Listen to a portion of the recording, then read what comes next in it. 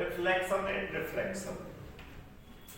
अब यहाँ पर कोई भी जैसे बाउंड्री है, दिस इज फर्स्ट मीडियम, इसका जो रिफ्रैक्टिव इंडेक्स है μ1, ये सेकंड मीडियम है, इसका रिफ्रैक्टिव इंडेक्स μ2। अब यहाँ पर कोई इसका नॉर्मल है, ये नॉर्मल होगा।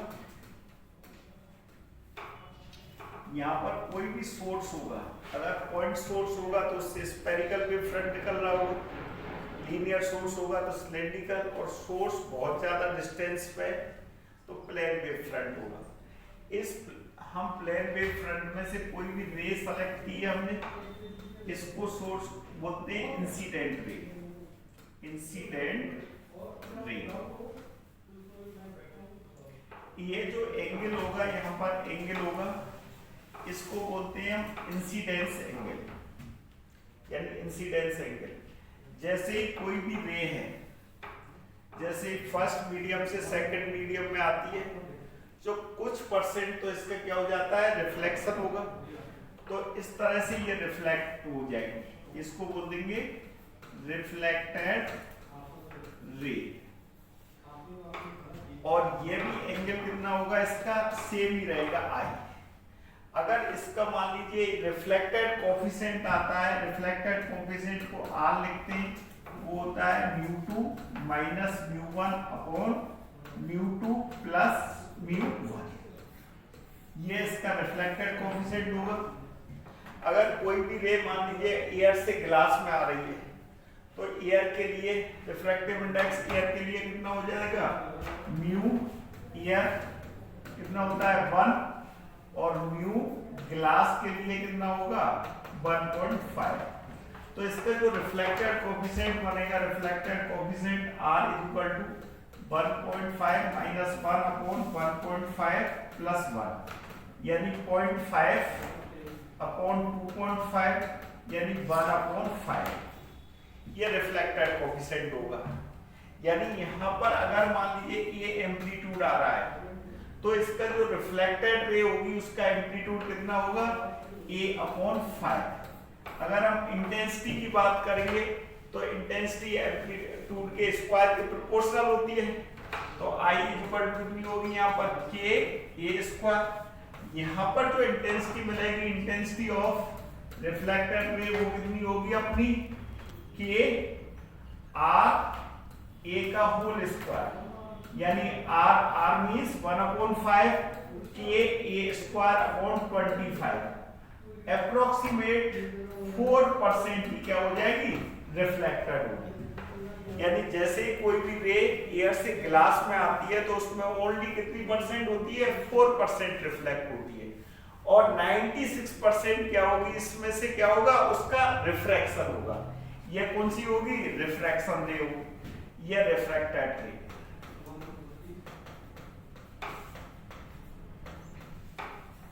रिफ्रैक्टेड रे। अब ये अगर रेयर से डेंसर मीडियम में इंटर करती है तो नॉर्मल की तरफ बेंड हो जाती है। यहाँ पर ये R होगा, R अगर लेस देन आई है, R लेस देन आई है, इसका मतलब ये रेयर टू डेंसर मीडियम में, यानी नॉर्मल की तरफ बेंड होगी। और यहाँ पर R ग्रेटर देन आई होगा, उस कंडीशन में ये किसमें एंटर कर रही है, डेंसर टू रेयर में। अब ये नॉर्मल से अबे हो जाता है। इस तरह से ये इसमें जो reflected relation between reflected and transmitted coefficient होता है, r² plus t² equal to 1। ये किससे निकालते हैं हम, कंजर्वेशन ऑफ एनर्जी से। यानी कंजर्वेशन ऑफ एनर्जी से इसकी एनर्जी कितनी होगी, फर्स्ट k ये स्क्वायर दी, इसकी एनर्जी कितनी होगी रिफ्लेक्टेड रे की, यानी k इंटू आर ए का होल स्क्वायर प्लस कितनी हो जाएगी k into transmission coefficient a का होल स्क्वायर, यानी 1 equal to R square plus T square. इसका मतलब यहाँ पर t इक्वल टू कितना होगा, under root of 1 minus R square. ये कौन सा हो जाएगा, ट्रांसमिटेड कोफिशिएंट। और ट्रांसमिटेड कोफिशिएंट में यार r की वैल्यू कितनी होगी, μ2 माइनस μ1 अपॉन μ2 प्लस μ1। तो यहाँ पर अपना जो रिलेशन आया था, relation between reflected coefficient and transmitted और रिफ्रैक्टेड कांस्टेंट आएगा वो r² plus t² equal to 1। ये रिलेशन आया था। ये किससे आया था? कंजर्वेशन ऑफ एनर्जी से। अब यहाँ पर जो रिफ्रैक्टिव इंडेक्स होता है म्यू, रिफ्रैक्टिव इंडेक्स होता है म्यू, क्या होता है यहाँ पर कि यानी velocity of light signal in vacuum और free space upon velocity of light signal in medium. निश्चित रूप से जो मीडियम में कोई भी लाइट आती है तो वो क्या हो जाती है, उसकी वेलोसिटी क्या हो जाती है, डिक्रीज हो जाती है। तो उस कंडीशन में वेलोसिटी ऑफ, ये वेलोसिटी ऑफ मीडियम की है और इसकी सी की तो कितनी वैल्यू होती है, 3 × 10⁸ मीटर पर सेकेंड। अब रिफ्रैक्टिव इंडेक्स ऑफ एयर का तो कितना होता है पता है हमें, 1 होता है। रिफ्रैक्टिव इंडेक्स ऑफ वाटर का कितना होता है, 1.33 और 4/3 होता है। और रिफ्रैक्टिव इंडेक्स ऑफ ग्लास का कितना होता है, सिंपल ग्लास की बात कर रहे हैं, ये 1.5। फ्लैट ग्लास होता है या क्राउन ग्लास होता है, उसका डिफरेंट रहता है। तो इस तरह से ये क्या आ जाएगा इसका। और इसमें एक आता है स्नेल लॉ।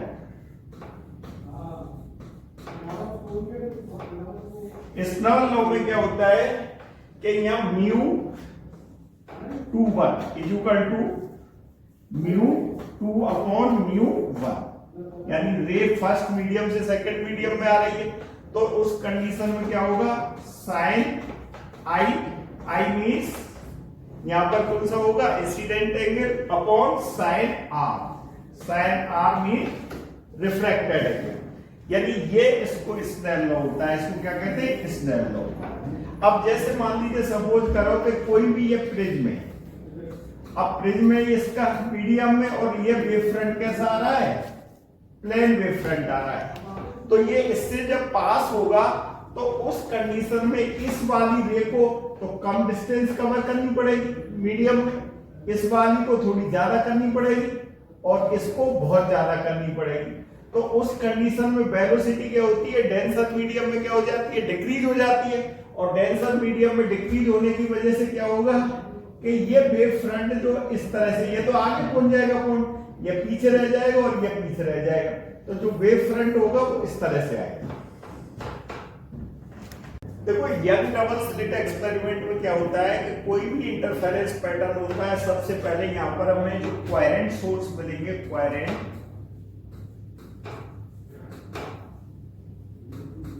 वो किससे मिलेंगे, डिवीजन ऑफ वेव फ्रंट से, डिवीजन ऑफ वेव फ्रंट, यानी यहां पर किससे मिल रहे होंगे, डिवीजन ऑफ वेव फ्रंट से। इसमें किस तरह से डिवीजन होगा, मान लीजिए सपोज करो ये सोर्स है S, पॉइंट सोर्स होगा तो स्फेरिकल वेव फ्रंट आ रहा होगा और यहां पर लीनियर सोर्स होगा तो सिलेंड्रिकल वेव फ्रंट होगा। अब यहां पर कोई भी इस तरह से इसके इक्वल डिस्टेंस में, इक्वल डिस्टेंस में क्या कर देते हैं हम, दो होल बना देते हैं इसमें। अब ये होल बना लेंगे तो ये सोर्स S1 बन जाएगा, ये S2 हो जाएगा। और जैसे ही फिर इससे वेव फ्रंट निकलेगा, इससे भी वेव फ्रंट निकलेगा, इनमें दोनों में आगे क्या होगा, सुपर इम्पोज करेंगे और सुपर इम्पोज के बाद हमें क्या बनेगा, एक इंटरफेरेंस पैटर्न मिलेगा। इसमें इंटरफेरेंस पैटर्न जो किसको ले लेंगे, स्क्रीन पर लेंगे इसको, जहां पर दोनों सोर्स यानी दोनों वेव फ्रंट है, इनके ट्रफ यानी दोनों सेम फेस में मिलेंगे तो कंस्ट्रक्टिव टाइप का इंटरफेरेंस हो रहा होगा। जब यहाँ पर क्या होंगे, दोनों क्या है कि अपोजिट फेस में मिलेंगे, यानी अपोजिट फेस का मतलब होता है ट्रांसवर्स वेव है तो उसका क्रस्ट और ट्रफ और क्रस्ट मिलेंगे तो उस कंडीशन में डिस्ट्रक्टिव टाइप का इंटरफेरेंस हो रहा होगा। और उस कंडीशन में हमें जो एम्पलीट्यूड एंड इंटेंसिटी क्या मिलेगी, मिनिमम मिलेगी। और दोनों का अगर दोनों S1 और S2 सोर्स की सेम एम्पलीट्यूड है, सेम इंटेंसिटी है तो 0 मिल रही होगी। सेम एच जो कंस्ट्रक्टिव टाइप इंटरफेरेंस में क्या होता है कि यहाँ पर जो इंटेंसिटी और एम्पलीट्यूड क्या मिलता है, हमें मैक्सिमम मिलता है। तो यहाँ पर हमें क्या मिलेंगी, जैसे ये तो दोनों का क्या हो जाएगा, सेम पाथ कवर कर रहे हैं, तो सेम पाथ कवर कर रहे हैं, ये सेम पाथ है तो दोनों क्या है, सेम फेस में पहुंचेगी। तो यहाँ पर क्या मिल रहा है, मैक्सिमा मिल रहा होगा, यानी ये सेंट्रल मैक्सिमा हो जाएगा या फर्स्ट मैक्सिमा मिला होगा। इसके दोनों तरफ क्या मिलते हैं हमें, अल्टरनेटिव मैक्सिमा मिनिमा मिल रहे होंगे, अल्टरनेटिव मैक्सिमा मिनिमा इस तरह से मिलता है यंग डबल स्लिट एक्सपेरिमेंट में। जो हमारा वो इंटरफेरेंस पैटर्न है, ये इंटरफेरेंस पैटर्न बोलेंगे।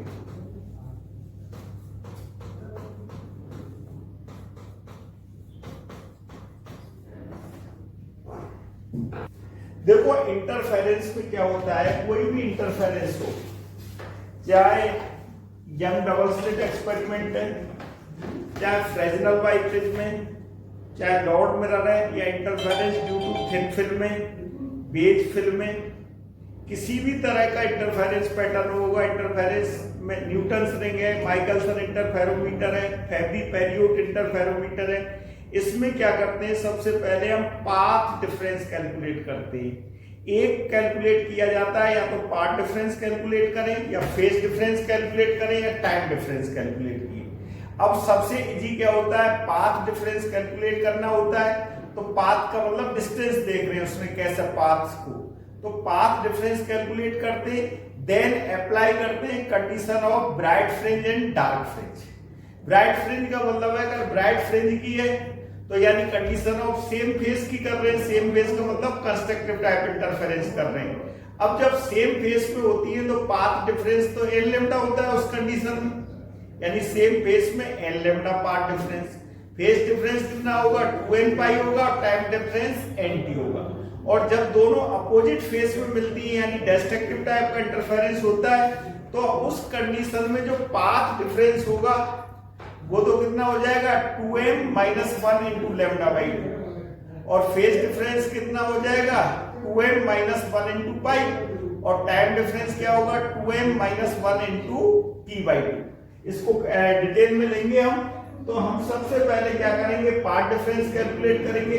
अब यहाँ पर ये सोर्स था, S सोर्स था। अब ये दो सोर्स बन गए थे इक्वल डिस्टेंस पे, एक तो S1 सोर्स बना था और दूसरा S2 बना था, यानी ये डिस्टेंस क्या होनी चाहिए, सेम होना चाहिए। अब इसमें सोर्स की, वैसे तो इसकी सोर्स की साइज का भी ध्यान रखते हैं, क्योंकि जैसे जैसे साइज ऑफ सोर्स इंक्रीज होती है उस कंडीशन में, यानी इसमें क्या है कि 100 कोई भी सोर्स ऐसा 100% कोहेरेंट सोर्स नहीं बन सकता। जैसे ही हम साइज इंक्रीज करेंगे तो इसमें इनकोहेरेंट पोर्शन शामिल होने लग जाता है। अब हमें उतनी साइज रखते हैं इसकी, यानी कोहेरेंट पोर्शन अधिक हो। अब ये स्क्रीन है, अब इस पे यहां पर ये तो क्या आया था, ये तो सेंटर पे बन रहा था मैक्सिमम। अब इसमें इस तरह से पाथ डिफरेंस कैलकुलेट इस तरह से करेंगे, मान लीजिए पी पॉइंट पे कर रहे हैं, तो इसमें जो पाथ डिफरेंस होगा, पाथ डिफरेंस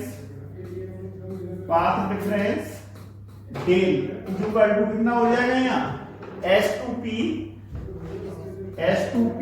माइनस S1, ये पाथ डिफरेंस कैलकुलेट करेंगे। और इस पाथ डिफरेंस को हम कैलकुलेट कर सकते हैं, डेल इक्वल टू यहां से यहां तक की डिस्टेंस तो क्या होती है, x लेंगे, मान लीजिए सपोज x है। ये distance between coherent source and screen क्या होती है, कैपिटल D होती है। और डिस्टेंस बिटवीन कोहेरेंट सोर्स क्या होती है, ये स्मॉल d होती है। तो ये जो पाथ डिफरेंस कैलकुलेट करेंगे किसी भी तरह से कर सकते हैं। इसकी वैल्यू कितनी आएगी, यानी x d upon capital D। इसकी हमने कैलकुलेट कर लिया पाथ डिफरेंस। देन अप्लाई करते हैं हम condition of bright and dark fringe. First करेंगे हम condition of bright fringe. Bright fringe के लिए डेल इक्वल टू कितना होना चाहिए, n लेम्डा, यानी n इसको मतलब यहां पर लिख सकते हैं xn d upon d equal to कितना हो जाएगा, n लेम्डा, यानी xn इक्वल टू कितना हो जाएगा, n lambda capital D upon small d। अगर फ्रिंज विड्थ निकालना चाह रहे हैं, फ्रिंज विड्थ कितनी हो जाएगी, beta equal to xn minus 1। xn को लिख देंगे हम n lambda d upon d minus xn minus 1। सिर्फ n की जगह क्या रिप्लेस करना है हमें, n माइनस 1 रिप्लेस करना है, तो ये कितना हो जाएगा n minus 1 lambda D upon small D, और इसकी वैल्यू आ जाएगी कितनी आ जाएगी lambda D upon small D. इसको कहते हैं फ्रिंज विड्थ, यानी फ्रिंज विड्थ।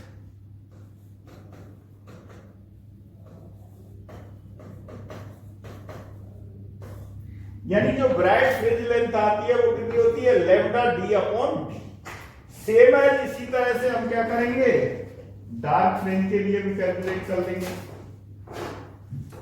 अब इसमें डार्क फ्रिंज होगी तो इसमें कंडीशन ऑफ डार्क फ्रिंज आएगी, सेकंड डार्क फ्रिंज, या condition of destructive type interference के लिए डेल की वैल्यू कितनी होनी चाहिए, del equal to 2m minus 1 into lambda by 2। अब 2m minus 1 into lambda by 2, और यहां पर पार्ट डिफरेंस कितना आया था, ये आया था x capital D upon small,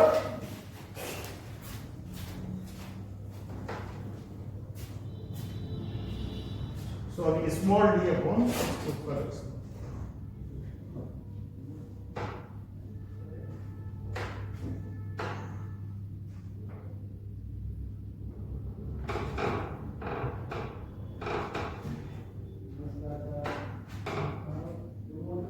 यहां पर जो पाथ डिफरेंस होगा del equal to x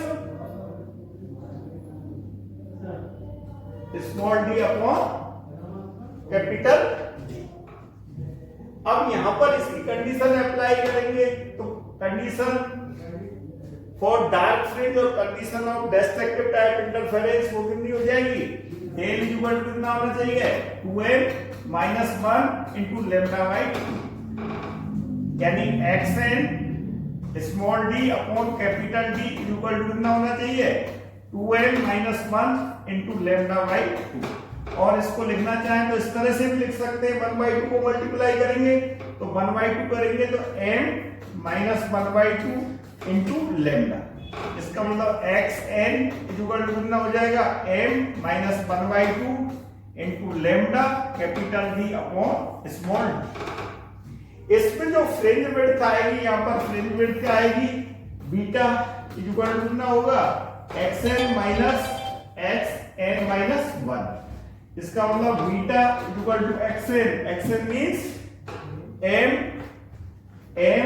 minus 1 upon 2 lambda capital D upon small d minus xn minus 1। n minus 1 का मतलब यहां पर m भी लिख सकते हैं इसको, m माइनस 1, तो ये कितना हो जाएगा m minus 1 minus 1 upon 2 lambda d upon small d। यहां पर भी बीटा इक्वल टू कितना आएगा अपना, यानी lambda d upon small d। इसका मतलब फ्रिंज विड्थ क्या होगी, इसमें अप्रोक्सीमेट होता है, ये अप्रोक्सीमेट क्या रहेगी सेम, यानी fringe width for bright fringe approximate से दोनों सेम होंगी, कितनी होगी fringe width of dark fringe, और इसकी वैल्यू कितनी होगी लेमडा d अपॉन d।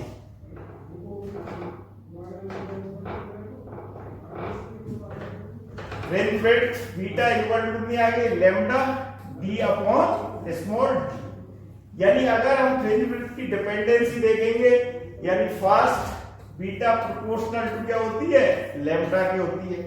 अगर लेमडा हम इंक्रीज करेंगे तो फ्रिंज विड्थ भी क्या हो जाएगी इंक्रीज हो जाएगी।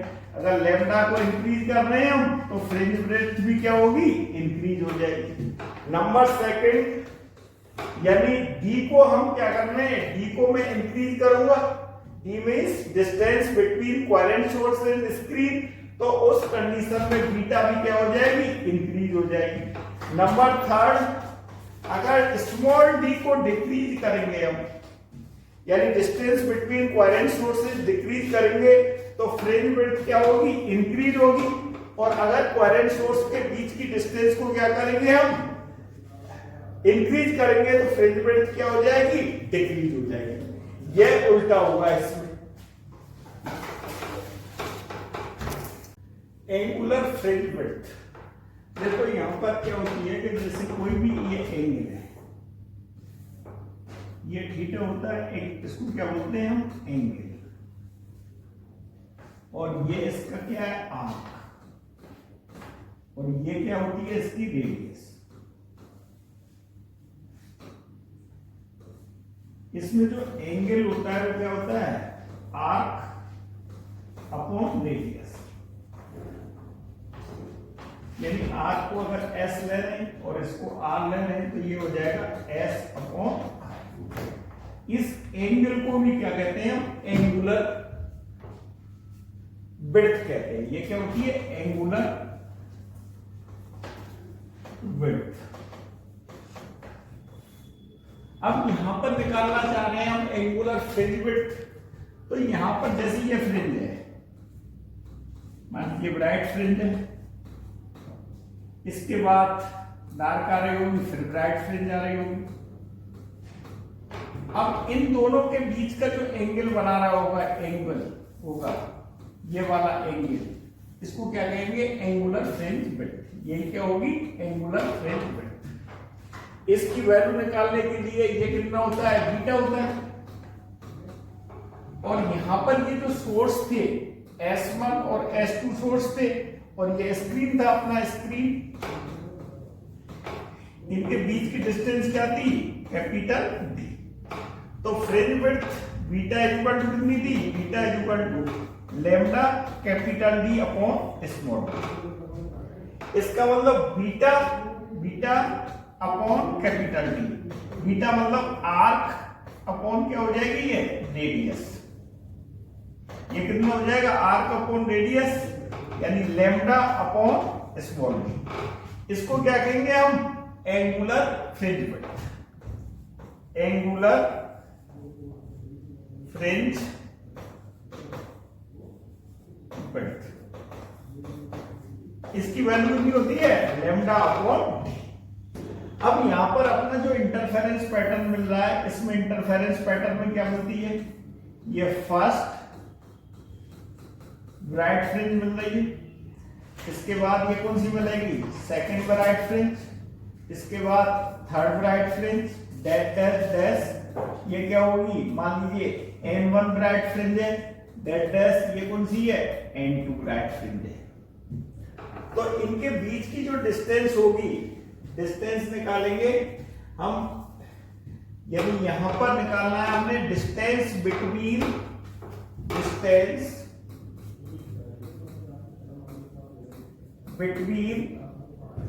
N1 bright fringe and N2 bright fringe. इसकी डिस्टेंस हो जाएगी, यहां से यहां तक ले लेंगे, इसको मैंने कितना ले लिया, ये x N1, और ये कितना हो जाएगा यहां पर x N2। इसकी वैल्यू रख देंगे x N2 minus x N1। अब हमें पता है कि जो x होता है वो कितना होता है, xn इक्वल टू कितना होता है, यानी n lambda d upon small. तो उस कंडीशन में कितना आ जाएगा, ये इक्वल टू n2 के लिए कितना आ जाएगा, n2 lambda d upon small d minus n1 lambda d upon small d। और इसे सॉल्व करेंगे तो इसमें से कॉमन आ रहा है, n2 minus n1 is equal to lambda d upon small d। इसको कहेंगे हम distance between N1 bright fringe and N2 bright fringe. देखो इसमें फॉर ब्राइट फ्रिंज के लिए कितना आया था, xn इक्वल टू कितना होता है, xn equal to n lambda capital D upon small. And for dark fringe के लिए क्या था, for dark fringe xm is equal to लिख रहा हूं कि 2m minus 1 lambda d upon 2d, और इसको लिखना चाहें तो n minus 1 upon 2 lambda d upon small d। इसका मतलब हम निकालेंगे अगर distance between N order bright fringe and M order dark fringe, तो इसकी डिस्टेंस हो जाएगी एन ऑर्डर के लिए N lambda D upon small D minus इसके लिए लिख देंगे M minus 1/2 lambda capital D upon small D. इसकी वैल्यू इस तरह से आ जाएगी। और अगर एंगुलर डिस्टेंस पूछता है, एंगुलर डिस्टेंस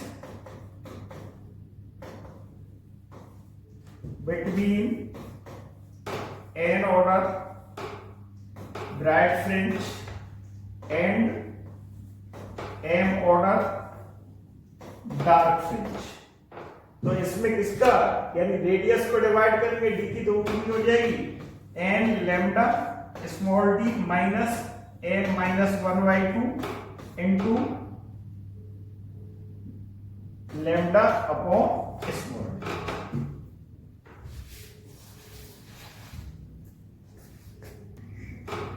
देखो shape of interference present young double slit experiment में शेप क्या होती है कि इस तरह की शेप आती है, ये इस तरह से फ्रिंजेस आती हैं इसमें,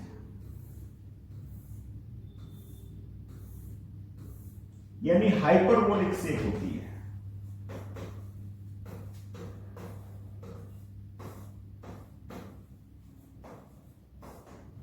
हाइपरबोलिक शेप होगी, इक्वेशन ऑफ हाइपरबोलिक होती है यानी S2P minus S1P is equal to constant, ये इसकी शेप होगी।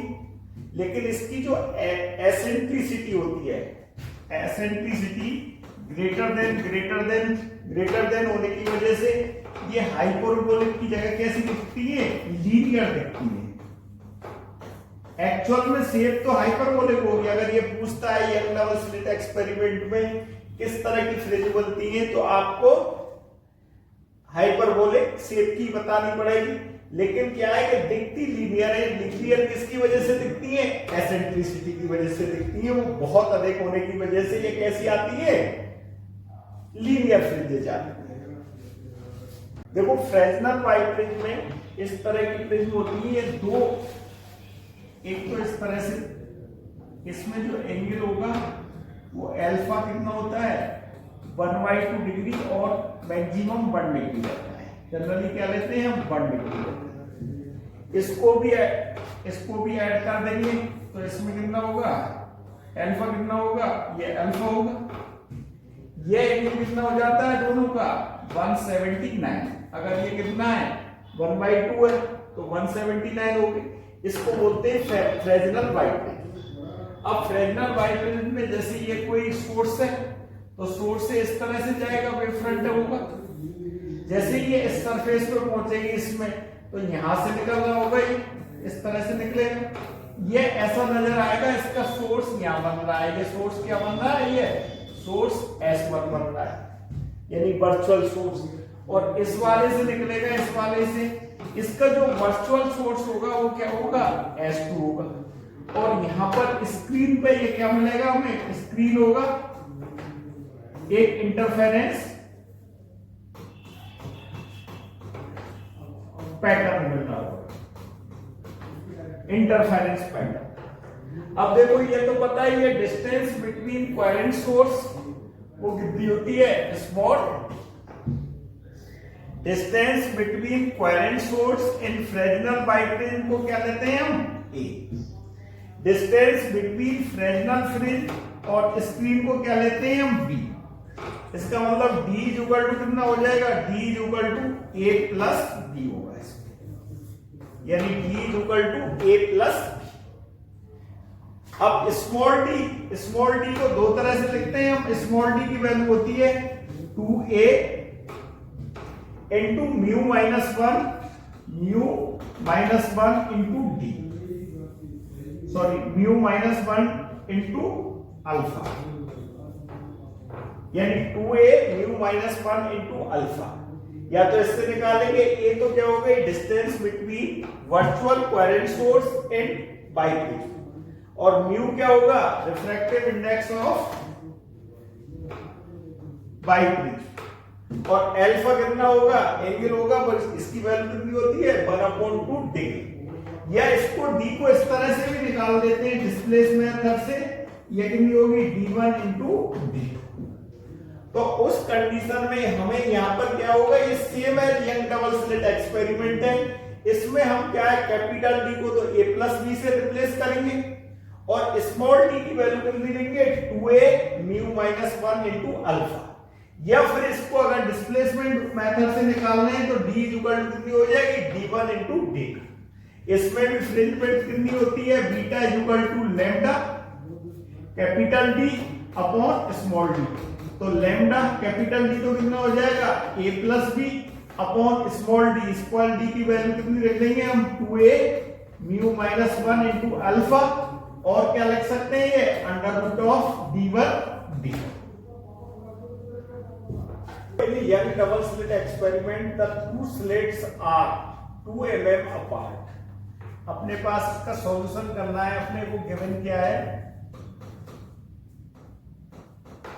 d इक्वल टू 2 mm यानी 2 into 10 to the power minus 3 meter, and are illuminated by photons of 2 is lambda 1। Lambda 1 की value दे रखी है, lambda 1 is equal to 1200 angstrom and lambda 2 is equal to 10,000 angstrom, और capital D की value कितनी है capital D is equal to 2 metre. अब यहां पर ये जो इंटरफेरेंस पैटर्न मिल रहा है इसमें, तो इस पे दोनों कोइंसाइड कर रहे हैं, तो कोइंसाइड कर रही है, तो इसका मतलब यहां पर इसके लिए फर्स्ट के लिए फ्रिंज विड्थ कितनी है बीटा 1, इसका ऑर्डर कितना होगा n1। सेकंड के लिए क्या होगी फ्रिंज विड्थ कितनी होगी बीटा 2, इसका ऑर्डर कितना होगा n2। तो यहां पर जो x होगी x इज इक्वल टू लिख सकते हैं हम n1 beta 1 is equal to n2 beta 2। अब n1 बीटा 1 को लिखना है, तो बीटा 1 क्या हो जाएगा यानी lambda 1 capital D upon small D is equal to कितना होगा n2 lambda 2 capital D upon small D. इसका मतलब n1 lambda 1 is equal to कितना हो जाएगा n2 लैम्डा 2। अब इसको सॉल्व करेंगे तो यहाँ पर n1 into lambda 1, lambda means ये कितना है 12,000 इज इक्वल टू कितना हो जाएगा एंगस्ट्रॉम में, तो n2 इज इक्वल टू कितना होगा ये 10,000। अब ये इक्वेशन तभी इक्वल हो सकती है जब n1 की वैल्यू तो कितनी लिख दें हम, n1 की तो 5 लिख दें, और n2 को कितना लिख देता हूं मैं 6 लिख देता हूं। तो क्योंकि यहां पर इक्वल करना है इसको, तो इसको तो 5 लिखेंगे, तो 12 इंटू कितना हो जाएगा 5 60, और ये भी 6 इंटू कितना हो जाएगा 60, तो उस कंडीशन में इक्वल हो जाएगी। इसका मतलब जो लैम्डा 1 से ऑर्डर बनेगा वो कितना बनेगा 5, और लैम्डा 2 से कितना ऑर्डर बनेगा 6। उस कंडीशन में हमें जो x मिलेगा x इज इक्वल टू कितना मिलता है, यानी x इज इक्वल टू मान लीजिए फर्स्ट के लिए ले सकते हैं n1, n2 से भी ले सकता हूं इंटू बीटा 1। तो यहां पर कितना हो जाएगा n1 बीटा 1 कितना हो जाएगा lambda 1 capital D upon small D. अब n1 की वैल्यू तो कितनी हो गई 5 इंटू लैम्डा 1 हो जाएगा यानी 12,000 into 10 to the power minus 10 into ये कितना हो जाएगा 2 metre upon D, small D कितनी दे रखी है अपने पास 2 into 10 to the power minus 3। तो यहां से 2 से तो 2 कैंसिल हो गया, तो इसकी आ जाएगी बारपन 60, तो 60 हो गए 3 और 4 7, तो 6 इंटू कितना हो जाएगा ये, यानी 6 करेंगे तो 10 टू की पावर माइनस 3 मीटर, और इसको अगर mm में कन्वर्ट करेंगे तो 6 mm, यानी करेक्ट जो आंसर आएगा वो कितना आ जाएगा 6 mm। x इक्वल टू कितना हो जाएगा, x इक्वल टू जैसे यहाँ पर n1 बीटा 1 लिया था, इसको लिख सकते हैं हम n2 बीटा 2, यानी x equal to n2 into beta 2 कितना हो जाएगा lambda 2 capital D upon small d। तो n2 तो कितना हो गया था, यहाँ पर n2 आया था अपना, n2 की वैल्यू कितनी रहेगी 6, तो 6 इंटू ये कितना हो जाएगा 10,000 एंगस्ट्रम माइनस 10 मीटर में कन्वर्ट किया, ये कितना था अपॉन 2 अपॉन ये कितनी आ रही थी 2 इंटू 10 टू द पावर -3, इसकी भी वैल्यू कितनी आएगी 6 mm। वैसे भी निकाल ले हम, दोनों से 6 mm आएगा answer. Start. In the younger double slit experiment, the intensity of light on the screen at a point where path difference is k। अब पाथ डिफरेंस k है, तो उस कंडीशन में इंटेंसिटी कितनी मिल रही है हमें, इंटेंसिटी मिल रही है, मान लीजिए सपोज करो इंटेंसिटी मिल रही है I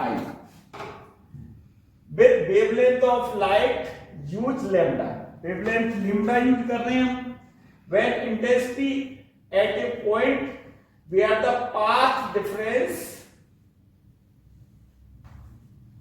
lambda by 4, लैम्डा के केस में जब पाथ डिफरेंस क्या होगा, पाथ डिफरेंस लैम्डा होगा, उस कंडीशन में फेज डिफरेंस कितना आएगा, फेज डिफरेंस आ जाएगा 2 पाई। व्हेन पाथ डिफरेंस कितना होगा, यानी कितना होगा lambda by 4, then phase difference कितना आ जाएगा, ये 1 ले लिया ये 2 ले लिया, फेज डिफरेंस आ जाएगा यानी 2 pi upon lambda into path difference lambda by 4, तो यानी कितना आ जाएगा पाई अपॉन 2। अब इसमें यहां पर तो लैम्डा के करस्पोंडेंस 2 पाई आ रहा था, यानी इस कंडीशन में इंटेंसिटी क्या होती है, इंटेंसिटी k इंटू a1 का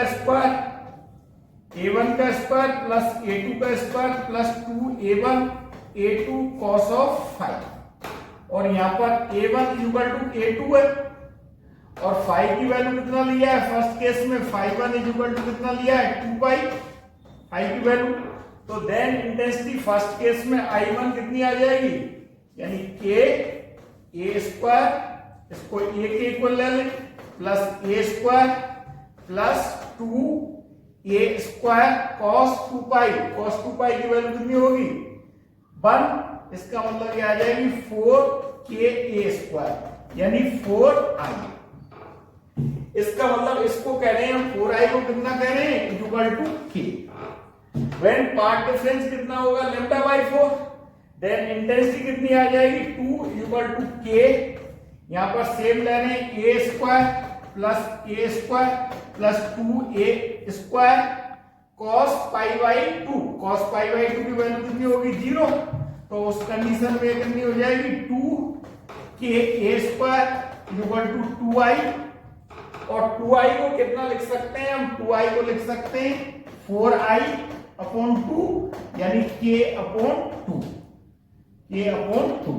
इसका मतलब यहां पर जब पाथ डिफरेंस लैम्डा होगा तो ये हमें कितनी मिलेगी इंटेंसिटी k मिल रही होगी, और जब पाथ डिफरेंस कितना होगा लैम्डा बाई 4 तो हमें इंटेंसिटी कितनी मिलेगी k बाई 2। करेक्ट आंसर क्या होगा इसमें k बाई 2। नेक्स्ट क्वेश्चन है अपना, that the interference pattern is obtained with two coherent light source of intensity ratio n, यानी in the interference pattern the ratio of, यहां पर अपने को गिवन है, अपने पास इसमें गिवन है ratio of intensity means I1 upon I2 is equal to given है n, इसमें निकालना है अपने को the ratio I maximum minus I minimum upon I maximum plus I minimum. इसको कहते हैं हम विजिबिलिटी, यानी ये किसको बताता है? विजिबिलिटी को बताता है, यानी डिग्री ऑफ कोहेरेंस को बताता है। इसको निकालने के लिए हमें पता है कि जो आई मैक्सिमम होता है वो कितना होता है? Root of I1 plus root of I2 का whole square minus root of I minimum होगा root of I1 minus root of I2 का होल स्क्वायर अपॉन यहां पर आई मैक्सिमम लिखेंगे again root of I1 plus root of I2 का whole square plus यहां पर लिखेंगे हम root of I1 minus root of I2 का होल स्क्वायर। इसको हम यहां पर सॉल्व करेंगे तो ये जो विजिबिलिटी है इसमें I1 plus I2 plus 2 under root of I1 under root of I2, यहां पर आएगा I plus I2 minus 2 under root of I1 I2, तो ये I1 I2 कैंसिल हो जाएंगे तो ऊपर आ जाएगा 4 under root of I1 under root of I2 upon इसका स्क्वायर करेंगे तो बीच वाली टर्म तो कैंसिल हो जाएगी, वो आएगी 2 under root of I1 plus I2।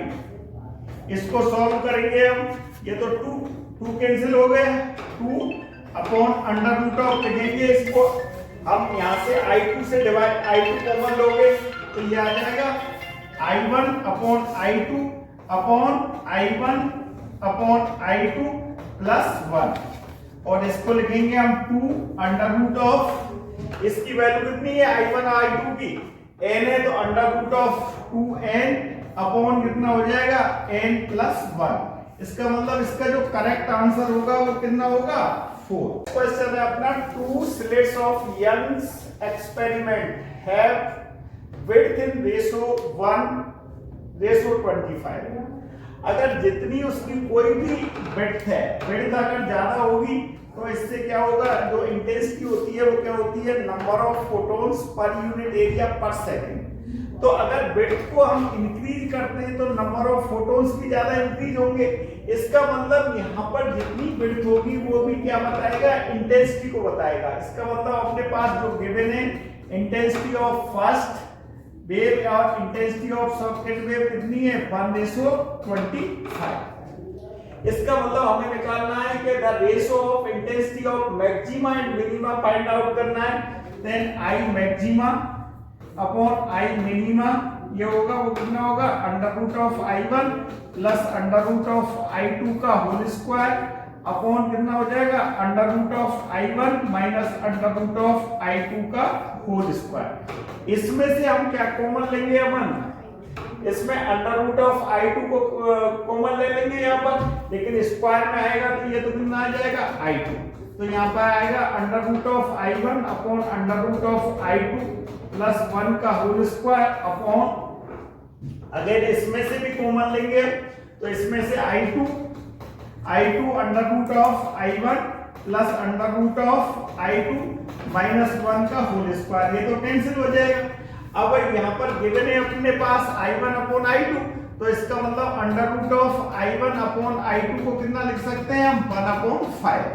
इसका मतलब I maxima upon I minima कितना हो जाएगा, यानी 1/5 प्लस 1 का होल स्क्वायर अपॉन 1/5 माइनस 1 का होल स्क्वायर। इसको लिख देंगे 6/5 का होल स्क्वायर अपॉन कितना हो जाएगा -4/5 का होल स्क्वायर। इसका मतलब ये 36/4 का हो जाएगा 16। इसको हम लिखेंगे 9/4। इसका मतलब इसमें जो करेक्ट आंसर होगा वो करेक्ट आंसर कौन सा होगा, सेकंड। देखो एक क्वेश्चन है अपना यंग डबल स्लिट एक्सपेरिमेंट का। In a young double slit experiment the slit separation D equal to कितना दे रखा है अपने पास 0.3 mm and the screen distance capital D is 1 meter. A parallel beam of light wavelength इधर रखिए wavelength 600 nanometer is incident on the slit at angle alpha as shown in figure. On the screen the point O is equidistant from the slit and distance PO is 11 millimeter. Which of the following statements are correct? तो यहाँ पर इनमें देखो, मान लीजिए ये तो first wave है और ये सेकंड वेव है, इनके बीच में सबसे पहले हम पाथ डिफरेंस कैलकुलेट करेंगे, path difference between wave first and second. तो इसमें पाथ डिफरेंस कैलकुलेट करने के लिए क्या करेंगे, हम यहाँ से इस पर परपेंडिकुलर डाल देंगे, ये परपेंडिकुलर डाल देंगे, तो यहाँ पर ये क्या हो जाएगा, एंगल कितना होगा अल्फा, और ये बीच की डिस्टेंस कितनी है इसकी टी। तो यहाँ पर इस ट्राइंगल की बात करेंगे हम, इस ट्राइंगल में कितना हो जाएगा, यानी पाथ डिफरेंस, यानी यहाँ से मान लीजिए ए बी क्रिएट हुआ है, तो पाथ डिफरेंस होगा A B upon D equal to कितना हो जाएगा, साइन ऑफ अल्फा। इसका मतलब ए बी पाथ डिफरेंस कितना होगा, डी साइन ऑफ अल्फा। यानी इस पॉइंट तक, इन दोनों पॉइंट तक आने में पाथ डिफरेंस कितना हो गया, D sine alpha, D sine of alpha plus, अब ये दो यहां से पाथ कैलकुलेट करेंगे, यहां पर सोर्स ये S1 बन रहा है, ये S2, इस P पॉइंट का जो पाथ डिफरेंस होता है वो कितना होता है, ये पाथ डिफरेंस होता है x small d upon capital. ये पाथ डिफरेंस आ जाएगा किस पे, एट पॉइंट P पे, एट पॉइंट P पे। अगर इसकी हम O की कैलकुलेट करेंगे तो O पे, ये तो P पॉइंट पे आया पाथ डिफरेंस, O पे पाथ डिफरेंस कितना आएगा, D sine of alpha plus, ये दोनों O पे क्या होगा, ये सेम पाथ रहेगा, तो इसका मतलब ये वाली तो सेकंड टर्म में x D upon capital D कितनी हो जाएगी, जीरो। तो इसका मतलब ये पाथ डिफरेंस ये होगा इस केस में, और ये कितना होगा, एट ओ पर। अब हम अप्रोक्सीमेशन अल्फा बहुत स्मॉल है, अल्फा लेस देन है, तो उस कंडीशन में path difference eight P point पे तो कितना हो जाएगा, इसको लिख देंगे हम डी साइन ऑफ अल्फा को कितना लिख दूंगा मैं, अल्फा प्लस कितना होगा, X D upon capital D at P point पे, और path difference at O point पे कितना होगा, ओनली डी अल्फा।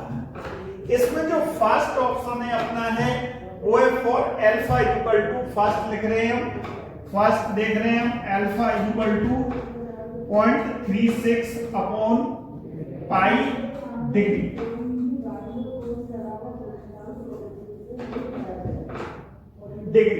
तो उस कंडीशन में हम O पर देखना है पाथ डिफरेंस, O पर देखना है, तो O पर पाथ डिफरेंस कितना होगा, del X O equal to D, D की वैल्यू कितनी लिख देंगे हम, डी की वैल्यू गिवन है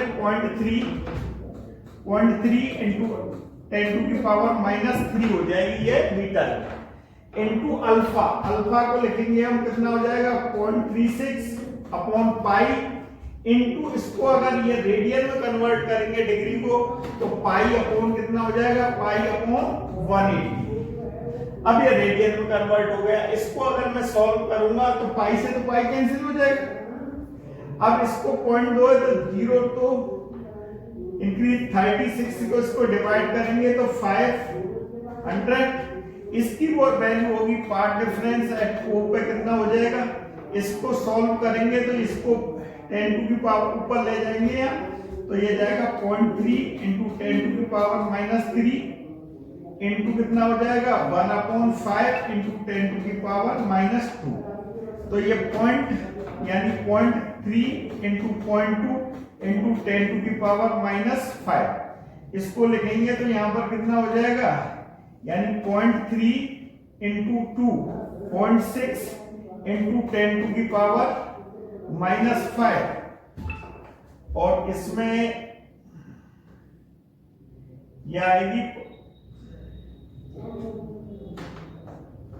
यानी 0.06 इंटू 10 टू की पावर -5, इसको लिखेंगे तो हम कितना आ जाएगा ये, यानी 600 इंटू 10 टू की पावर 5 6 7 8 9 -9 मीटर, यानी 600 नैनोमीटर। अब यानी इसकी ये किसके इक्वल होगी, लैम्डा की, ये लैम्डा की इक्वल है क्योंकि लैम्डा की वैल्यू कितनी गिवन है अपनी 600 नैनोमीटर।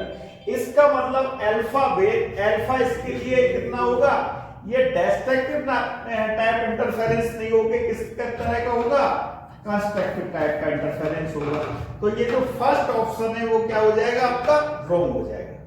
इसी तरह से हम देखेंगे सेकंड देखेंगे, fringe separation depends on alpha. तो इसमें जो फ्रिंज सेपरेशन होता है वो यहाँ पर जो डेल होता है वो कितना होता है, S2P minus S1P equal to constant आता है, यानी इसमें क्या रहता है, कांस्टेंट होता है, तो वो इस पर डिपेंड नहीं करता है। तो हाइपरबोलिक शेप होती है, तो इसमें सेकंड ऑप्शन होगा वो भी क्या होगा, इनकरेक्ट होगा।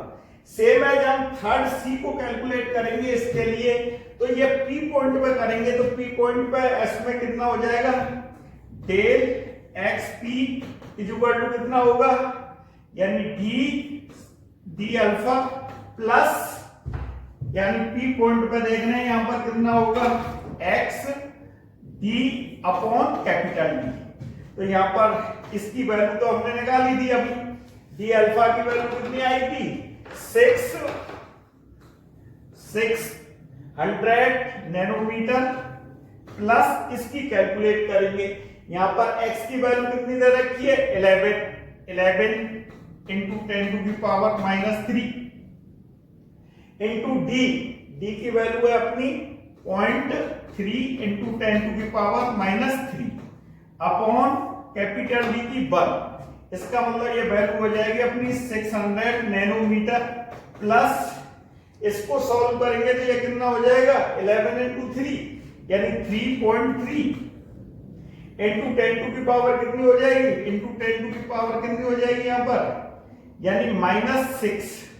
अगर इसको करेंगे तो ये कितनी हो जाएगी, इसको अगर नैनोमीटर में लिखूंगा तो मैं नैनोमीटर में हो जाएगी 33 इंटू 10 टू की पावर -7 यानी 33 नैनोमीटर में कन्वर्ट हो जाएगी। और ये किसके इक्वल होगी, नैनोमीटर कितनी होगी, ये 11/2 लैम्डा की होगी। इसका मतलब यहां पर ये लैम्डा प्लस 11/लैम्डा कितना हो जाएगा, ये 13/λ/2 13/2 λ/2।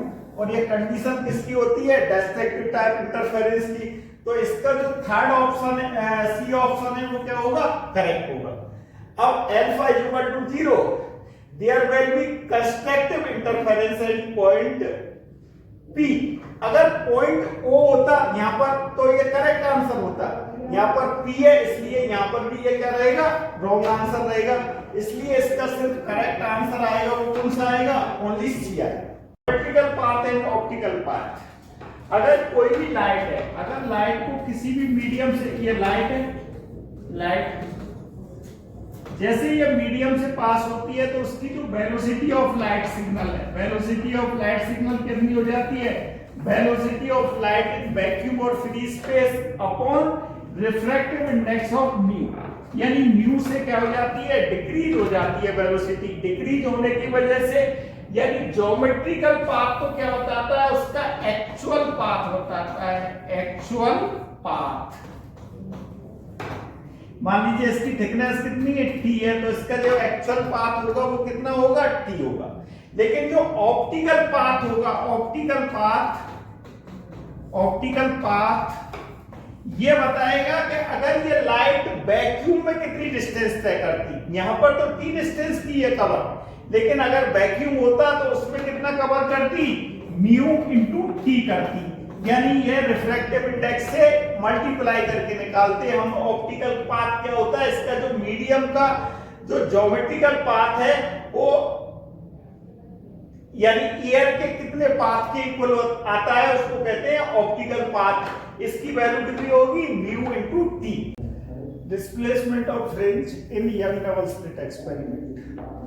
तो यंग डबल स्लिट में ये सोर्स होता है, यहाँ पर सोर्स, इससे ये स्फेरिकल या सिलेंड्रिकल वेव फ्रंट होता है। इसके बाद क्या करते हैं कि हम इक्वल डिस्टेंस पे से, यानी इक्वल डिस्टेंस पे दो होल कर देते हैं। फर्स्ट S1 है और सेकंड S2 है। अब ये S1 और S2 क्या है, ऐसे सोर्स की तरह बिहेव करेंगे। और यहां से जो वेव करेंगे तो इस तरह से वेव फ्रंट निकल रहा होगा, ये आगे जाके क्या होगा, सुपर इम्पोज होगा, और यहाँ पर जो स्क्रीन है, अपना स्क्रीन है, उस पर क्या मिलेगा अपने को, इंटरफेरेंस पैटर्न मिलेगा। अब ये जो इंटरफेरेंस पैटर्न मिलेगा, इसमें क्या करेंगे कि अगर यहाँ पर O पॉइंट पे देखते हैं तो जो path difference between S2O minus S1O equal to कितना आएगा, 0। पाथ डिफरेंस 0 आ रहा होगा सेंट्रल फ्रिंज के लिए, यानी फॉर सेंट्रल फ्रिंज के लिए क्या होगा, फॉर सेंट्रल फ्रिंज के लिए 0 होगा, सेंट्रल फ्रिंज के लिए 0 होगा। तो उस कंडीशन में दोनों वेव किस में रहेंगी, सेम फेस में। सेम फेस का मतलब है कंस्ट्रक्टिव टाइप का इंटरफेरेंस हो रहा होगा, और जब कंस्ट्रक्टिव टाइप का इंटरफेरेंस होता है तो इसमें इंटेंसिटी और एम्पलीट्यूड क्या होती है, मैक्सिमम होंगे। एम्पलीट्यूड इक्वल एम्पलीट्यूड है तो 2a आ रहा होगा, और इंटेंसिटी कितनी हो रही होगी, 4 टाइम्स होगी। अब यहाँ पर क्या है कि अगर किसी पॉइंट पे मान लीजिए O डैश पे देखते हैं हम, O डैश पे, तो अब इनके बीच में जो पाथ डिफरेंस S1 सोर्स से तो इस तरह से रे पहुंचेगी, और S2 सोर्स से यहाँ पर इस तरह से रे पहुंचेगी। इनके बीच में पाथ डिफरेंस होगा, पाथ डिफरेंस कितना होता है, S2O dash minus S1O dash equal to, अगर यहाँ पर क्या है O डैश कितना है, y है, तो अपना जो पाथ डिफरेंस आता है वो कितना आता है, y small d upon capital D। Here small d क्या होगी, यानी डिस्टेंस बिटवीन कोहेरेंट सोर्सेस, यानी डिस्टेंस बिटवीन कोहेरेंट सोर्सेस होगी, और कैपिटल D क्या होगी यहाँ पर, distance between coherent source and screen. इस तरह से अपना पाथ डिफरेंस आ रहा होगा। अब ये पाथ डिफरेंस आ गया। अगर यहाँ पर क्या करते हैं कि हम इसमें कोई भी T थिकनेस की और म्यू रिफ्रैक्टिव इंडेक्स की कोई स्लैब इंट्रोड्यूस करते हैं, तो उस कंडीशन में क्या होता है कि जो वेलोसिटी ऑफ लाइट सिग्नल है, वेलोसिटी क्या होगी, रिड्यूस हो जाएगी। उसकी वजह से भी पाथ डिफरेंस आता है, और वो पाथ डिफरेंस कितना होगा इसकी वजह से, यानी म्यू माइनस 1 इंटू टी होगा, यानी इसमें एक्स्ट्रा पाथ डिफरेंस कितना हो जाएगा, म्यू माइनस 1 इंटू टी। तो उस कंडीशन में हमारा जो इंटरफेरेंस पैटर्न है वो किस में शिफ्ट हो जाएगा, पी पॉइंट पे इस तरह से शिफ्ट हो जाएगा, पी पॉइंट पे। अब इसको कैलकुलेट करेंगे हम, तो इसमें कितना होगा, यहाँ पर ये O डैश पे तो पाथ डिफरेंस कितना आ गया अपना, S2O dash minus S1O dash equal to y small d upon capital D।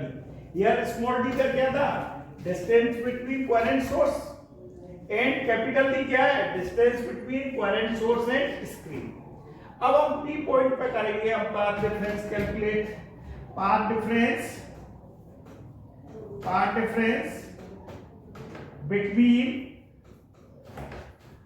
Coherent source S1 and S2 at point P। अब एट पॉइंट P पे निकालेंगे हमें पाथ डिफरेंस, लिख लेंगे हम डेल P इक्वल टू, देखो पाथ डिफरेंस यहां से S2P, इसने डिस्टेंस कितनी की है, S2P। अब S1 जो कोहेरेंट सोर्स है, यहां से जो डिस्टेंस होगी वो कितनी होगी, यहां पर एयर में तो कितनी होगी, S2P। ये माइनस, इसको करेंगे हम S1P माइनस, इसमें से ये औसत वो करेंगे, क्योंकि इसमें क्या है, एक्स्ट्रा टाइम लगेगा। जब जैसे ही मीडियम में जाती है, कोई भी लाइट मीडियम में जाती है तो एक्स्ट्रा टाइम लेती है, उसकी वजह से जो एक्स्ट्रा टाइम लेगी उसकी वजह से जो पाथ डिफरेंस क्रिएट होगा वो कितना होता है, mu minus 1 into T.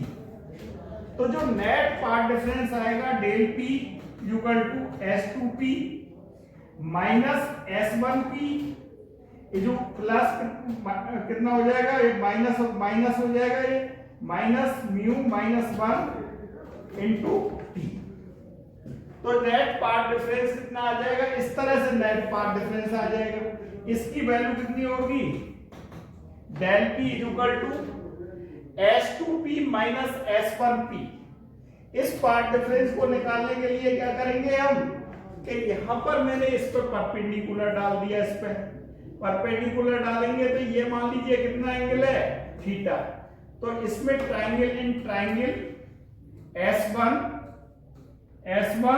S2 इसको मैंने ले लिया P dash and P dash में, इसको निकालेंगे पार्ट डिफरेंस कितना हो जाएगा, S2 P dash upon S1 S2 is equal to कितना हो जाएगा, ये साइन थीटा, और S2 P dash is equal to कितना होगा, ये S1 S2 साइन थीटा, और S2 P dash is equal to कितना हो जाएगा, D साइन ऑफ थीटा। तो यहां पर जो पार्ट डिफरेंस होगा वो कितना होगा, S2 P dash is equal to D sine theta. तो इसकी जो वैल्यू आएगी, ये तो किसकी वजह से आई थी, मीडियम की वजह से आई थी, तो इसकी वैल्यू होगी, इसकी जगह रख देंगे हम D साइन ऑफ थीटा। ये तो किसकी वजह से आया है, दोनों रे अगर ईयर में होती तो उस कंडीशन में पार्ट डिफरेंस कितना आता, D साइन थीटा, प्लस इसकी वजह से यहाँ पर कितना आएगा, ये कितना आ जाएगा, प्लस कितना होगा, म्यू माइनस 1 इंटू डी। तो जो नेट पार्ट डिफरेंस आएगा del P is equal to D sine theta plus mu minus 1 into D, sorry minus ये नेट पार्ट डिफरेंस होगा बिटवीन कोहेरेंट सोर्स S1 और S2 कितना होगा, d sin theta minus mu minus 1 into path difference del P equal to कितना आ गया था, d sin of theta minus ये तो किसकी वजह से आया था, जो ईयर में थी उसकी वजह से, प्लस ये स्लैब की वजह से कितना आया था, mu minus 1 into D. For यानी यहां पर अगर लिख दें कि y less than capital D है, तो उस कंडीशन में हम sin theta is equal to क्या लिख सकते हैं, देन sin थीटा कितना होगा, is equal to sin theta क्या हो जाता है, यानी अप्रोक्सीमेट थीटा, और थीटा की वैल्यू कितनी होती है, आर्क अपॉन रेडियस। तो आर्क तो कितना हो जाएगा इसमें y, और रेडियस क्या होगी, distance between coherent source and screw. तो उस कंडीशन में यहां पर जो डेल पी की वैल्यू आएगी वो कितनी आ जाएगी, यानी y small d upon capital D minus ये मीडियम की वजह से आया था, स्लैब की वजह से कितना आया था, म्यू माइनस 1 इंटू टी। ये नेट पार्ट डिफरेंस आ जाएगा, इसके बीच में कितना आएगा, ये तो y d upon d minus mu minus 1 into T. अब फॉर सेंट्रल फ्रिंज के लिए लिखेंगे हम, for central fringe, central fringe के लिए डेल पी इक्वल टू कितना होता है, 0 होता है।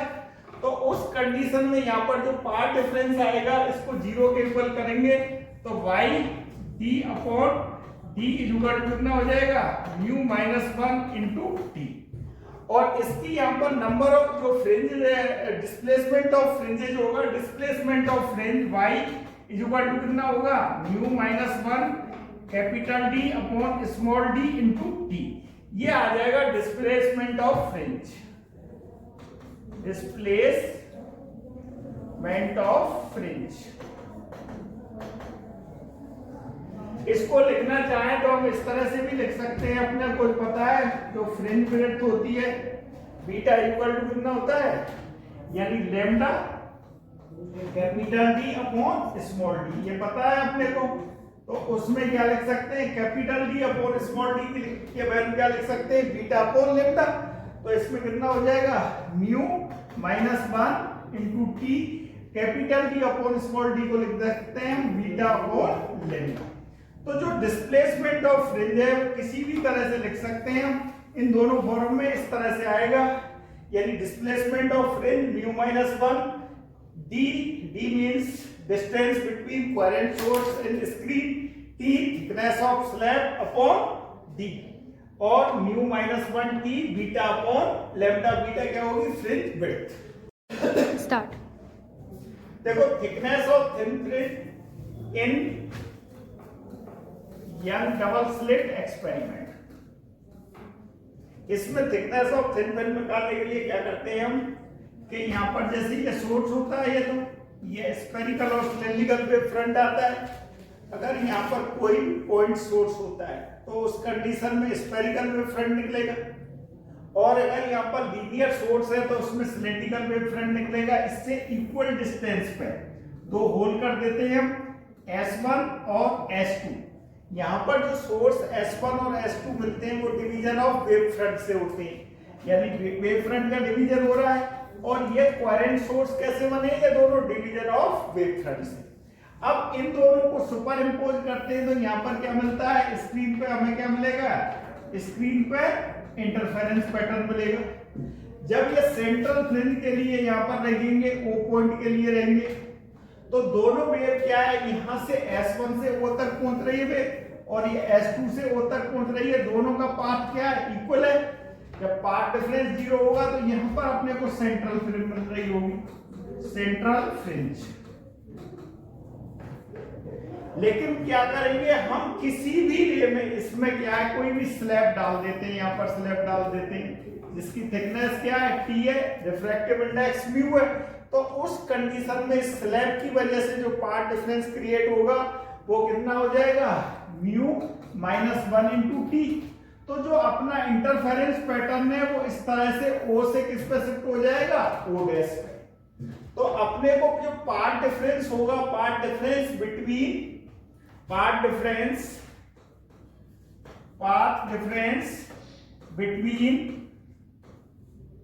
S1 O dash and S2 O dash, ये किसकी वजह से आया, स्लैब की वजह से आया। इसकी जो वैल्यू होगी वो कितनी होगी, म्यू -1 × T, यानी इसकी जो वैल्यू आएगी वो कितनी आ जाएगी, म्यू -1 × T। हियर म्यू तो क्या है, रिफ्रैक्टिव इंडेक्स ऑफ स्लैब, और T क्या है यहाँ पर, थिकनेस ऑफ स्लैब। इसकी वैल्यू आ गई है क्योंकि यहां से और यहां तक जो रे पहुंचेगी उतने टाइम में पहुंचेगी, और S2 से O डैश तक रे पहुंचेगी सेम टाइम में पहुंचेगी। अगर इसको दूसरा तरीका ये भी है कैलकुलेट करने का लिए, यहां से इसमें जो टाइम दिया है S1 से O डैश तक रे ने कितना टाइम दिया है, टाइम क्या होता है, डिस्टेंस अपॉन वेलोसिटी। तो इसकी जो डिस्टेंस होगी वो कितनी होगी, S1 O dash, S1 O dash. अब यहां पर ये डिस्टेंस है माइनस क्या कर देंगे, -T। ये तो किस में कवर की है इसने, एयर में, और एयर में किस वेलोसिटी से की है, c वेलोसिटी से, प्लस जो यहां पर डिस्टेंस है इसकी कितनी है, t डिस्टेंस है। t डिस्टेंस किस में की है, कवर की है, c/म्यू डिस्टेंस, म्यू से की है। क्योंकि जैसे रे किस में आएगी, मीडियम में आएगी, तो वेलोसिटी क्या हो जाती है, उसकी रिड्यूस हो जाती है। तो वेलोसिटी कितनी हो जाएगी, c/म्यू इक्वल टू कितना होगा, उतने ही टाइम में ये रे कहां से पहुंचेगी, S2 O डैश तक। तो S2 O डैश अपॉन ये भी किससे जाएगी, c वेलोसिटी से। तो इसको हम सॉल्व करेंगे तो ये कितना हो जाएगा, ये S1 O डैश -T, इसको करेंगे प्लस कितना हो जाएगा, म्यू T इक्वल टू ये कितना हो जाएगा, S2 O dash. c cancel कर दिया है सब हमने, तो उसको लिखेंगे हम S2 O dash -S1 O dash equal to कितना हो जाएगा, ये म्यू -1 × T। यानी जो पाथ डिफरेंस होगा वो कितना आएगा, म्यू -1 × T। अब ये जो पाथ डिफरेंस क्रिएट हुआ है वो किसकी वजह से हुआ है, यानी T थिकनेस की जो स्लैब है जिसका रिफ्रैक्टिव इंडेक्स कितना है, म्यू है, उसकी वजह से क्रिएट हुआ है। तो यहाँ पर ये पाथ डिफरेंस वैसे कितना होता है, अगर इसको पाथ डिफरेंस को y लें तो कितना हो जाएगा, ये path difference y small d upon capital D equal to कितना होता है, म्यू -1 × T। इसका मतलब y की वैल्यू कितनी होगी, y इक्वल टू कितना हो जाएगा, mu -1 × T capital D upon small d। और अगर इसमें बीटा की टर्म में लिखना चाहें तो बीटा इक्वल टू कितना होता है अपना, lambda capital D upon small d। तो उस कंडीशन में capital D upon small d को कितना लिख सकते हैं, b अपॉन लैम्डा। तो y की वैल्यू कितनी होगी, म्यू -1 T यानी बीटा अपॉन लैम्डा। यानी ये हमारे को कितना इतना पार्ट डिफरेंस, यानी इतना शिफ्ट होगी यहाँ से। ये डिस्टेंस बाई किसको बता रहा है, ओ से ओ डैश की डिस्टेंस को बता रहा है। जो सेंट्रल फ्रिंज है अपनी कितनी शिफ्ट हो जाएगी, ओ से ओ डैश बाई शिफ्ट होगी, और इसकी वैल्यू कितनी होगी, यानी mu -1 into T capital D upon small T, और म्यू -1 टी बीटा अगर गिवन है तो बीटा अपॉन लैम्डा। इस तरह से फ्रिंज शिफ्ट होगी। अगर नंबर ऑफ शिफ्टेड फ्रिंज निकाली जाए अपनी, तो नंबर ऑफ शिफ्टेड फ्रिंज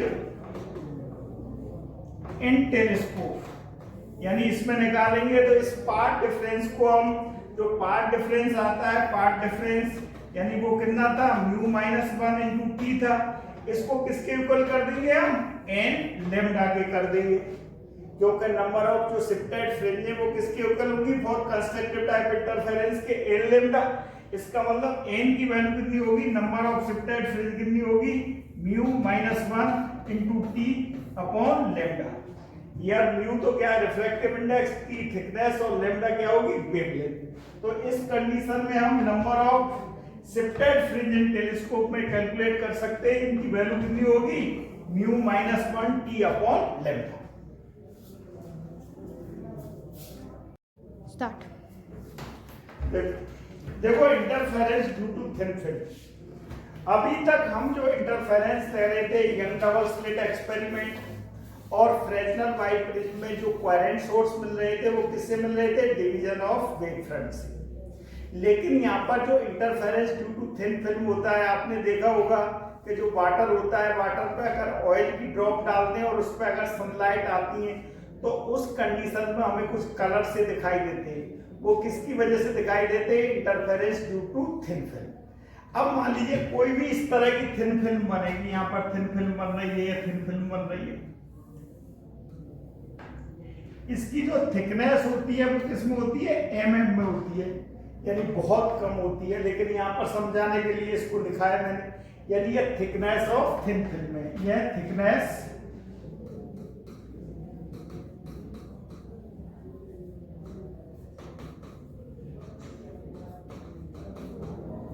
जिस भी, अगर ये वाटर की बन रही है तो वाटर की थिकनेस, ऑयल की बन रही है तो किसी ऑयल की आ जाएगी थिकनेस। अब यहाँ पर इसमें कोई भी सोर्स, इस तरह से सोर्स है, अब सोर्स से कोई भी वेव फ्रंट आ रहा होगा, इसमें से एक रे सेलेक्ट कर रही है हमने। अब जैसे ही रे आएगी, इसकी देखेंगे, एक्टिविटी को नोट करेंगे, रे के लिए क्या होता है। जैसे ही कोई सोर्स से रे आएगी, तो अगर मीडियम चेंज होता है, यानी यहाँ पर ये पॉइंट पे आ गई, मीडियम चेंज होगा, तो कुछ पोर्शन इसका क्या हो जाएगा, रिफ्लेक्ट हो जाएगा, रिफ्लेक्ट R1, यानी रिफ्लेक्ट हुआ है, रिफ्लेक्टेड रे। और कुछ पोर्शन क्या होगा, ये इसका नॉर्मल है, कुछ क्या होगा, इसका नॉर्मल की तरफ बेंड हो जाएगी, और ये एंगल इंसिडेंट एंगल आई है, तो यहाँ पर ये भी रिफ्लेक्टेड एंगल कितना होगा, आई होगा, और ये रेयर से डेंसर मीडियम में आई है, तो नॉर्मल की तरफ बेंड हो गई है। अब इस तरह से दो पोर्शन में टूट गई है, ये तो रिफ्लेक्टेड रे है और ये रिफ्रैक्शन या ट्रांसमिशन हुआ है। अगेन बी पॉइंट पे आ जाएगी, ये रे किस पे आ जाएगी, बी पॉइंट पे आ जाएगी। बी पॉइंट पे फिर मीडियम चेंज हुआ है, यानी रे किससे आ रही है, अब डेंसर मीडियम से रेयर मीडियम में आ रही है। तो इसका कुछ पोर्शन ये नॉर्मल होगा इसका, तो कुछ पोर्शन तो क्या हो जाएगा, रिफ्लेक्ट होगा। ये एंगल R था, तो ये भी कितना होगा, R होगा, और कुछ ट्रांसमिटेड होगा, तो ट्रांसमिटेड होगा, इसका एंगल कितना हो जाएगा, I हो जाएगा। अब इसका नाम क्या दे रहा हूं मैं, T1 दे रहा हूं, ट्रांसमिटेड रे, और ये रिफ्लेक्टेड रे। फिर इस पॉइंट पर आने के बाद क्या होगा, इसका कुछ पोर्शन क्या होगा, यानी रिफ्लेक्ट हो, जैसे ये डेंसर से रेयर मीडियम में जाएगी, तो इसका कुछ पोर्शन तो क्या होगा, इस तरह से रिफ्लेक्ट हो जाएगा, यहाँ पर रिफ्लेक्ट होगा, वो किस एंगल से, ये भी R होगा, ये भी R, और कुछ यहाँ ट्रांसमिटेड होगा, तो इसमें किस तरह से रहेगा, ट्रांसमिटेड होगा, तो इस तरह से रेख निकलेगी। यहाँ पर भी इतना कितना होगा, I एंगल होगा, ये रेख कौन सी हो जाएगी, R2। फिर अगेन इस पॉइंट पे क्या होगा, ये BC हो गया था, जिस पे D पे इसका कुछ पोर्शन तो रिफ्लेक्ट हो जाएगा इस तरह से, और कुछ क्या होगा, ट्रांसमिटेड होगा, ये रे क्या होगी, T2 तक। फिर इस पोर्शन पे अगेन क्या होगा, रिफ्लेक्शन और रिफ्रैक्शन होगा, तो उस कंडीशन में ये यहाँ पर इस तरह से रिफ्लेक्ट होगी, ट्रांसमिशन होगी। और ये कब तक चला रहेगा? जब तक इसकी इंटेंसिटी क्या नहीं हो जाएगी, जीरो नहीं हो जाएगी, तब तक ये प्रोसेस चलता रहेगा। तो यहाँ पर जो R1 रे R2 है, ये तो क्या है, इंटरफेरेंस पैटर्न मिलेगा ड्यू टू रिफ्लेक्टेड रे, यानी interference pattern due to reflected रे।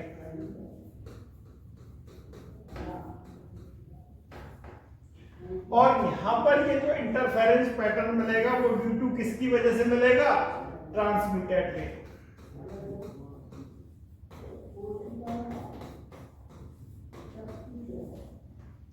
अब इसमें पहले हम रिफ्लेक्टेड रे के लिए देखेंगे इंटरफेरेंस पैटर्न, और फिर इसके बाद ट्रांसमिटेड रे के लिए देखेंगे और रिफ्लेक्टेड रे के लिए।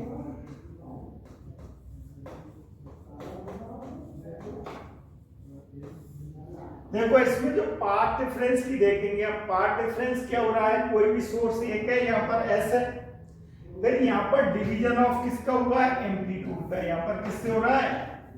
Division of amplitude. यानी यहाँ पर जो कोहेरेंट सोर्स मिलते हैं इंटरफेरेंस ड्यू टू थिन में, सबसे पहले क्वेश्चन तो यही आता है कि कोहेरेंट सोर्स में मिलेंगे यहाँ पर इंटरफेरेंस ड्यू टू थिन में डिवीजन ऑफ एम्पलीट्यूड से बनेंगे। अब यहाँ पर ये रे रिफ्लेक्ट हुई है यहाँ पर R1, और फिर ये यहाँ पर इस तरह से रे आई है, फिर इस तरह से आई और इस तरह से जा रहा है।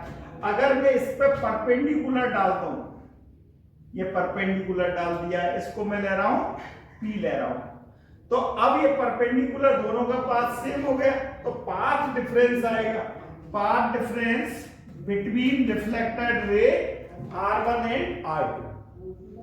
यानी जो पाथ डिफरेंस आएगा वो कितना होगा? देखो दोनों के पाथ को चेक कर लेते हैं हम।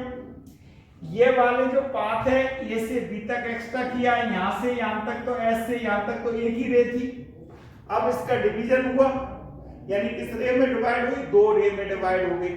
तो ये पहली तो R1 बनी और R2 क्या बनी है? ये यहां पर रे आई है, फिर यहां से आई है, फिर ट्रांसमिटेड होके R2 रे बनी।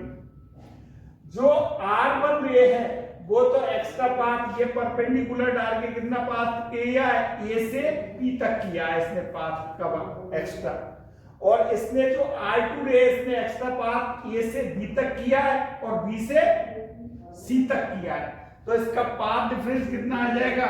ए बी प्लस बी सी। लेकिन ये पाथ किसने कवर किया है? इसने मीडियम में किया है, जिसका रिफ्रैक्टिव इंडेक्स कितना होगा? म्यू होगा, और थिकनेस कितनी है? टी है। तो अगर मीडियम में करने की वजह से इसका जो इक्विवेलेंट ऑप्टिकल पाथ लिखेंगे वो किससे मल्टीप्लाई कर देंगे? हम म्यू से और मल्टीप्लाई करना पड़ेगा, क्योंकि जो ऑप्टिकल पाथ होता है वो कितना होता है? Refractive index and thickness. Thickness कितनी हो जाएगी? A B plus B C minus जो R2 रे ने एक्स्ट्रा पाथ कितना किया है? ए पी किया है, ए पी कैलकुलेट किया है, और ये किस में किया है? ये ईयर में किया है। तो इसका मतलब इसका जो ऑप्टिकल पाथ होगा वो क्या होगा? सेम ही होगा। अब इसको मैथमेटिक्स से हम कैलकुलेट करेंगे, तो इसकी जो वैल्यू आएगी वो पाथ डिफरेंस कितनी आएगी? अगर 2 mu T cos of R, इसको निकालना चाहे तो हम निकाल सकते हैं, लेकिन डायरेक्ट याद करना चाहे तो डायरेक्ट याद कर सकते हैं। यानी इस ट्राइंगल में ले लेंगे हम, इस ट्राइंगल से ये भी निकालेंगे, उसकी value T upon cos R आएगी। अब इसमें भी कैलकुलेट करेंगे, वो कितने आएगी? टी अपॉन कॉस आर आएगी। और इसको इस ट्राइंगल से कैलकुलेट करेंगे और स्नेल लॉ से कैलकुलेट करेंगे, तो नेट जो वैल्यू आएगी path difference between R1 and R2 को कितनी आएगी? 2 म्यू टी कॉस आर। तो हियर म्यू तो क्या होगा? Refractive index of thin film. किसी भी ऑयल की फ्रिंज है तो ऑयल का रिफ्रैक्टिव इंडेक्स आ जाएगा, मस्टर्ड ऑयल के लिए मस्टर्ड का, और टी क्या होगी? उसकी थिकनेस आ जाएगी, और आर कौन सा वो होगा? आर रिफ्रैक्टेड एंगल होगा। इस तरह से आ जाएगा। लेकिन यहां पर हम देख रहे हैं जो R1 रे है वो तो किससे रिफ्लेक्ट हुई है? डेंसर मीडियम से। डेंसर मीडियम से, और R2 रे वो किससे हुए हैं, रेयर मीडियम से। अब यहां पर कोई भी रे अगर डेंसर मीडियम से रिफ्लेक्ट होती है तो उसमें एक्स्ट्रा पाथ इंट्रोड्यूस होता है और उसकी वैल्यू कितनी होती है, λ/2। डेंसर मीडियम से रिफ्लेक्ट होने पर कोई भी पाथ इंट्रोड्यूस नहीं होता है, तो जो इफेक्टिव पाथ डिफरेंस आएगा बिटवीन R1 और R2 आएगा वो कितना होगा, effective path difference between R1 and R2, इसकी वैल्यू कितनी होगी, 2 μt cos of R minus λ/2 लिख देंगे, माइनस λ/2 या प्लस λ/2 भी लिख सकते हैं। तो दोनों के बीच में पाथ डिफरेंस कितना हो जाएगा, 2 μt cos R माइनस λ/2। ये किसके लिए होगा, रिफ्लेक्टेड रे के लिए। और अगर ये इसमें ट्रांसमिटेड रे के लिए पाथ डिफरेंस कैलकुलेट करते हैं तो ट्रांसमिटेड रे के लिए कितना आएगा, देखो, और ट्रांसमिटेड रे, इसमें ट्रांसमिटेड रे के लिए पाथ देखेंगे, यहां से S से A तक आइए, इसके बाद ये B तक आइए, B पे इसका डिवीजन हुआ है, यहां पर B पे डिवीजन, तो B पे डिवीजन हो गई, ये तो T1 रे बन रही और यहां पर ये ऐसे जाके ये T2 रे बन रही है। तो जो पाथ डिफरेंस आएगा बिटवीन T1 एंड T2, ये यहां पर क्या है, इसका ट्रांसमिशन हुआ है और ये रिफ्लेक्ट हुई है रेयर मीडियम से, एक बार रिफ्लेक्ट हुई है, दूसरी बार रेयर से रिफ्लेक्ट हुई है, यानी जो T2 रे दो बार उसमें क्या हो रहा है, रिफ्लेक्शन हो रहा है, लेकिन किससे हो रहा है, रियल मीडियम से होने की वजह से इसमें कोई भी एक्स्ट्रा पाथ इंट्रोड्यूस नहीं होगा। तो जो नेट पाथ डिफरेंस आएगा यानी ट्रांसमिटेड रे के लिए फॉर T1 और T2, उसकी वैल्यू सिर्फ कितनी रहेगी, यानी 2 μt cos ऑफ R। अब यहां पर यही रहता है, जो रिफ्लेक्टेड रे होती है उसके लिए जो पाथ डिफरेंस आता है उसकी वैल्यू कितनी होती है, 2 μt cos R माइनस λ/2। लेकिन जो ट्रांसमिटेड रे होती है उसकी जो वैल्यू होती है कितनी होती है, 2 μt cos R। अब ये जो λ/2 की टर्म है वो इसमें इसलिए आती है क्योंकि जो R1 रे है वो डेंसर मीडियम से रिफ्लेक्ट हुई है और डेंसर मीडियम रे से कभी भी रे कोई रिफ्लेक्ट होती है तो उसमें एक्स्ट्रा पाथ इंट्रोड्यूस होता है और उसकी वैल्यू कितनी होती है, λ/2। अगर इसकी फेस की बात करें तो इसके करस्पोंडेंस फेस कितना हो जाएगा, पाई, यानी अपना फेस चेंज करती है। अगर किससे, डेंसर मीडियम से। इसको किससे एक्सप्लेन करते हैं हम, प्रिंसिपल ऑफ रिवर्सिबिलिटी, यानी इसको जो λ/2 एक्स्ट्रा पाथ होता है उसको principle of reversibility,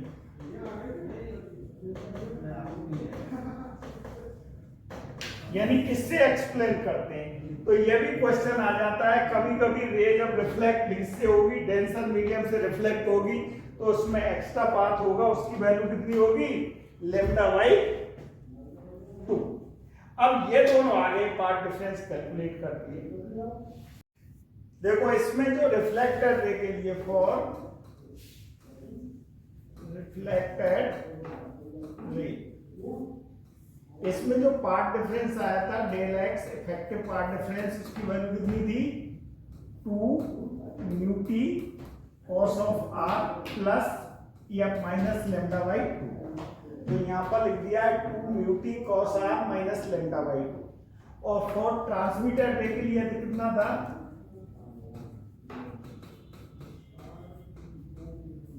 del x कितना है, सिर्फ 2 μt cos ऑफ R, इसके लिए कितना है, 2 μt cos ऑफ R।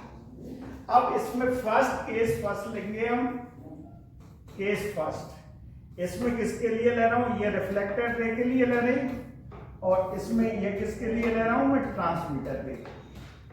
अब इसमें जो केस फर्स्ट होगा, केस फर्स्ट, इसमें जो पाथ डिफरेंस होता है, पाथ डिफरेंस कितना हो जाएगा, del X effective is equal to, यानी इसमें रिफ्लेक्टेड रे के लिए फॉर किसके लिए रह रहे हैं हम, ब्राइट फ्रिंज के लिए, bright fringe means constructive type interference, constructive type interference के लिए ले रहे हैं। तो कंस्ट्रक्टिव टाइप इंटरफेरेंस के लिए दोनों वेव किस में मिलनी चाहिए? सेम फेस में। तो सेम फेस में कब मिलेंगी? जब इसमें पार्ट डिफरेंस कितना हो जाएगा? n lambda. इसका मतलब 2 mu T cos of r minus lambda by 2 equal to कितना होगा? n lambda. और इसका मतलब 2 mu T cos of r equal to कितना आ जाएगा? 2n plus 1 into lambda by, इसमें यहाँ पर इस तरह से आ जाएगा, कितना आ जाएगा? 2 mu T cos r equal to 2n plus 1 into lambda by. ये तो किसके लिए? रिफ्लेक्टेड रे के लिए आ गया। ट्रांसमिटेड के लिए कितना हो जाएगा? ट्रांसमिटेड के लिए डेल x इक्वल टू कितना होगा? n lambda. इसका मतलब 2 mu T cos of r equal to कितना हो जाएगा? n lambda. ये ब्राइट फ्रिंज के लिए आ गया है, ये तो ब्राइट फ्रिंज के लिए आ गया। अब आता है सेकंड, आ जाएगा केस सेकंड। केस सेकंड और किसके लिए? डार्क फ्रिंज के लिए। डार्क फ्रिंज के लिए मतलब destructive type, destructive type interference के लिए। इसमें डेस्ट्रक्टिव टाइप इंटरफेरेंस के लिए पार्ट डिफरेंस कितना होता है? Del x effective equal to कितना होना चाहिए? 2n minus 1 into lambda by. इसका मतलब यहाँ पर कितना हो जाएगा? 2 mu T cos of r minus lambda by 2 equal to कितना हो जाएगा? 2n minus 1 into lambda by. इसको ये कैंसिल हो जाएगा तो इसमें लिख देंगे 2 mu T cos of r equal to n lambda. ये किस तरह से आ जाएगा? ये डार्क फ्रिंज के लिए आएगा। और ट्रांसमिटेड रे के लिए कितना आ जाएगा? डेल x इक्वल टू कितना लगेंगे? 2n minus 1 into lambda by 2। और इसकी वैल्यू कितनी है? dx की वैल्यू कितनी है? 2 mu T cos of r equal to 2n minus 1 into lambda by. इसका मतलब यह हुआ कि जो रिफ्लेक्टेड रे में यहाँ पर तो ब्राइट फ्रिंज मिल रही है, यहाँ पर ये कौन सी मिल रही है? डार्क फ्रिंज मिल रही है। और यहाँ पर इसमें डार्क फ्रिंज मिल रही है, उसकी जगह क्या मिल रही है? इसमें ब्राइट फ्रिंज हो रही है। यानी जो रिफ्लेक्टेड रे में जहां पर ब्राइट फ्रिंज मिलती है, ट्रांसमिटेड रे में वहां पर कैसी मिलती है? डार्क फ्रिंज मिलती है। और डार्क की जगह ब्राइट मिलेंगी। इसका मतलब ये कैसे होते हैं? इफेक्ट एक दूसरे के कॉम्प्लीमेंट्री होते हैं, कॉम्प्लीमेंट्री।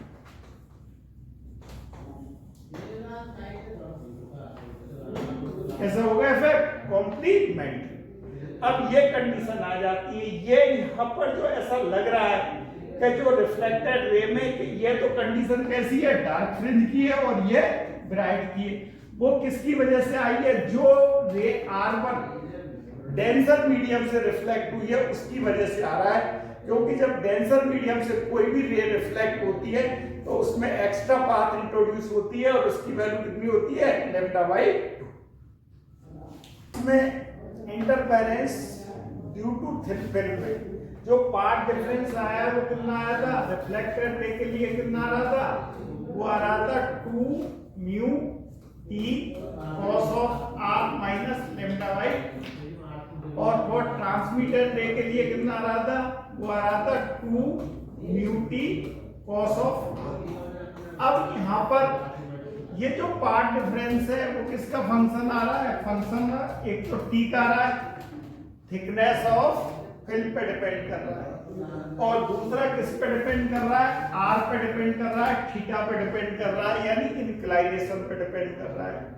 यानी यहाँ पर t तो किस पे डिपेंड कर रहा है? थिकनेस ऑफ फिल्म पे। दूसरा इंक्लाइनेशन थीटा पे, इंक्लाइनेशन थीटा पे डिपेंड कर रहा है। अब इसमें इससे जो हमें इंटरफेरेंस पैटर्न मिलता है, कोई एक अच्छा इंटरफेरेंस पैटर्न नहीं मिलता है। इसके लिए दो चीजें, एक तो न्यूटन्स ने की, न्यूटन्स ने तो क्या किया कि इसको थीटा को हमें क्या कर दिया? कांस्टेंट कर दिया। थीटा को क्या कर दिया? कांस्टेंट। जब थीटा को कांस्टेंट करेंगे तो अपना जो पार्ट डिफरेंस है वो किसका फंक्शन आ जाता है, थिकनेस का फंक्शन आ गया, यानी थिकनेस पे। उसकी वजह से हमें जो इंटरफेरेंस पैटर्न मिला उसमें क्या है कि यहाँ पर क्या है, सेंटर पे डार्क फ्रिंज मिलती है, फिर अल्टरनेटिव डार्क और ब्राइट फ्रिंजेस मिलती हैं। इस तरह से इसको क्या कहते हैं हम, न्यूटन्स रिंग। ये न्यूटन्स रिंग है। इसके लिए न्यूटन्स ने क्या किया था, एक तो क्या लिया था, यानी सर्कुलर प्लेन ग्लास प्लेट ली, यानी सर्कुलर शेप की प्लेन ग्लास प्लेट थी, उसके ऊपर एक क्या रख दिया, प्लेनो कॉन्वेक्स लेंस रख दिया। ये क्या होती है, यानी ये तो circular plane glass plate,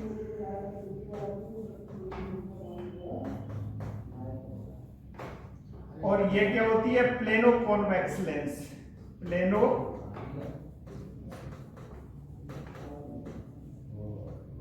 lens. अब इसमें ये यहाँ पर टच करती रहती है, यहाँ पर टच, ये ईयर फिल्म बनती है। इसमें ईयर फिल्म या लिक्विड फिल्म, ईयर और लिक्विड फिल्म बना सकते हैं, और लिक्विड की फिल्म बना सकते हैं। अब इसमें जो यहाँ पर दिया जाता है इस तरह से भेजा जाता है, यानी जो यहाँ पर रे भेज रहे हैं वो नॉर्मल के एंगल भेजते हैं, नॉर्मल के एलोंग भेजते हैं। तो नॉर्मल के एलोंग होती है तो आई इक्वल टू कितना होता है, 0। According to Snell law r equal to 0 हो जाता है, यानी r को क्या कर देते हैं, कांस्टेंट कर देते हैं। और यहाँ से इस तरह से रिफ्लेक्ट होगी और ये रे इस तरह से रिफ्लेक्ट होगी, यानी r1 और r2 इसके बीच में हमें इंटरफेरेंस पैटर्न मिलता है, जिसमें जो पार्ट डिफरेंस आता है वो कितना रहता है, 2। ईयर फिल्म में तो म्यू की वैल्यू 1 हो जाएगी, 2t cos r cos 0 की वैल्यू कितनी होती है, 0 माइनस लेमडा बाई 2, यानी न्यूटन रिंग में जो रिफ्लेक्टेड रे के लिए पार्ट डिफरेंस कितना आएगा, 2t माइनस लेमडा बाई 2। और यहां से जो इंटरफेरेंस पैटर्न मिलता है इस तरह से सर्कुलर रिंग मिलती है, जो किस पे डिपेंड करती हैं, यानी t पे डिपेंड करती हैं, locus of thickness, locus of thickness. कैसा रहता है ये, सर्कुलर होने की वजह से ये लोकस ऑफ थिकनेस क्या होता है, सर्कुलर होता है। उसकी वजह से हमें जो रिंग मिलती है वो सर्कुलर मिलती है। और सर्कुलर मिलने के लिए सबसे पहले ये न्यूटन्स ने ऑब्जर्व किया था, इसलिए इनको नाम क्या देते हैं हम, न्यूटन्स रिंग।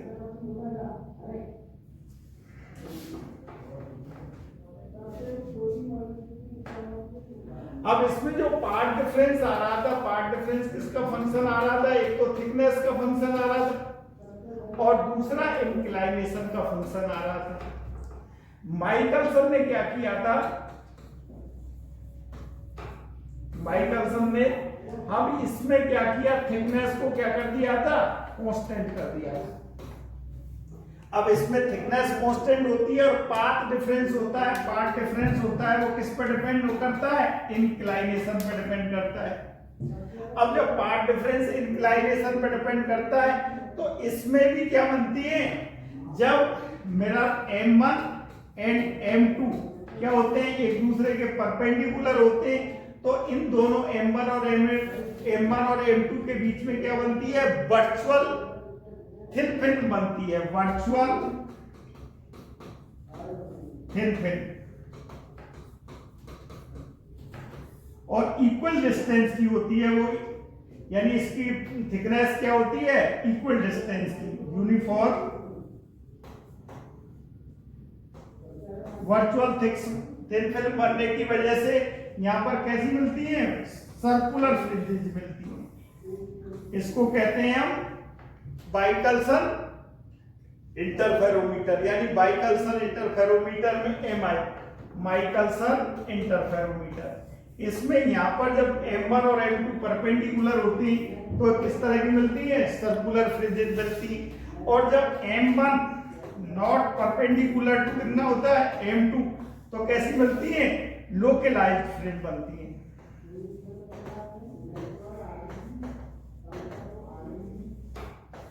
उस कंडीशन में कैसी फ्रिंजेस बनती है, लोकलाइज्ड फ्रिंजेस। ये दोनों ही माइकलसन इंटरफेरोमीटर और यहाँ पर जो न्यूटन्स लेंगे वो थिन फिल्म में एक में तो किसको डिपेंड कर दिया है, यानी थिकनेस पे डिपेंड कर दिया है पाथ डिफरेंस को, दूसरे ऊपर किसको किया है, इंक्लाइनेशन पे किया है। न्यूटन ने तो थिकनेस पे डिपेंड किया था और माइकलसन ने किस पे डिपेंड किया था, इंक्लाइनेशन।